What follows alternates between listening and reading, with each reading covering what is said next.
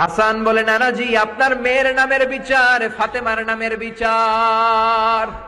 বিশ্বনবী মসজিদে নববীতে জোহরের নামাজ পড়ে হাসান হুসাইনকে দেখতে গেলেন, যে দেখে ফাতেমা রান্না করে। আসলে কি রান্না করে? চুলার মধ্যে পাতিল দিয়ে পানি গরম করে আর হাসান হুসাইনকে বুঝ দেয়, ঠিক কিনা? বিশ্বনবীর পায়ের আওয়াজ শুনে ঘুমন্ত হাসান আর হুসাইন জেগে গেল। দৌড়ে এসে নানাজিকে ঝাপটে ধরে ডেকে বলে, নানাজি গতকাল কেন দেখতে আসলেন না? আজকে দুপুর হয়ে গেল, বিকেল হয়ে যাচ্ছে, এখন বুঝি আপনি দেখতে আসার সময় হলো? বিশ্বনবী বললেন, হাসান হুসাইন এই তো এইমাত্র জোহরের নামাজ পড়ে আসলাম, তোমাদের খোঁজ খবর নিতে এসেছি। হাসান আর হুসাইন বলল, কি খোঁজ খবর নিবেন?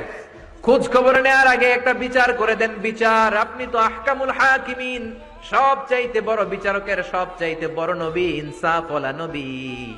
আপনার কাছে বিচার দিয়ে কেউ কোনোদিন বিচারে ঠকে নাই, ঠিক কিনা?